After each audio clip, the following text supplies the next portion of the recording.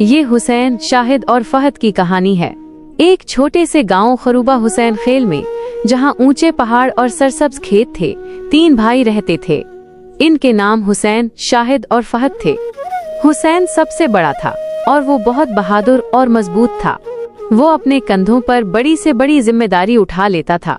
शाहिद दरमियाना भाई था और उसका जहन बहुत तेज था। वो हमेशा नए और अच्छे आइडियाज के बारे में सोचता रहता था।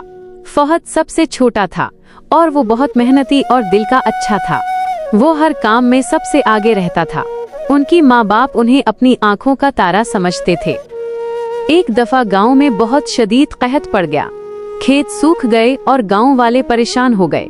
तीनों भाइयों ने अपने वालिद से कहा, अब्बू, हमें शहर जाने की इजाजत दे ताकि हम कोई काम कर सकें और गांव वालों की मदद कर सकें।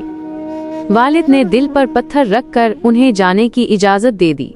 उन्होंने भाइयों से कहा, याद रखना, कोई भी काम करना मगर ईमानदारी और इत्तेहाद का दामन कभी न छोड़ना। तीनों भाई शहर पहुँचे।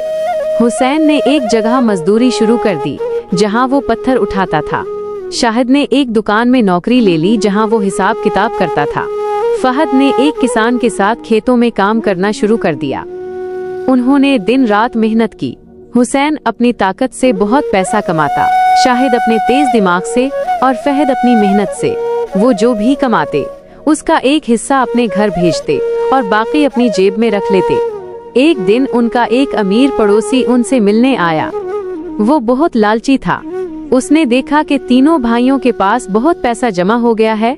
उसने उनसे कहा, अगर तुम लोग एक साथ मिलकर कोई कारोबार करो तो तुम लोग और भी अमीर हो जाओगे। तीनों भाइयों ने उसकी बात मान ली और एक होटल खोला।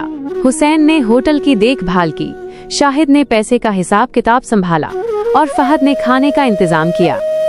कुछ ही अरसे में उनका होटल बहुत मशहूर हो गया। लेकिन लालची पड़ोसी ने भाइयों के दरमियान फूट डालने की कोशिश की। उसने हुसैन को कहा कि तुम ज्यादा काम करते हो लेकिन शाहिद और फहद को ज्यादा पैसे मिलते हैं। उसने शाहिद से कहा कि तुम ज्यादा दिमाग इस्तेमाल करते हो लेकिन हुसैन और फहद को ज्यादा पैसे मिलते हैं।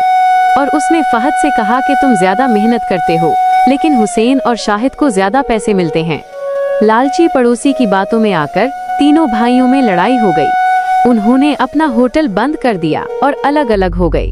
वो अलग अलग शहरों में चले गए और अपनी जिंदगी गुजारने लगे। एक रात उनके वालिद ख्वाब में आए और उन्होंने कहा, मेरे बेटों, तुम लोग अपने इत्तेहाद की ताकत भूल गए हो। तीनों भाइयों को अपने वालिद की बातें याद आ गईं और उन्हें अपनी गलती का एहसास हुआ। उन्होंने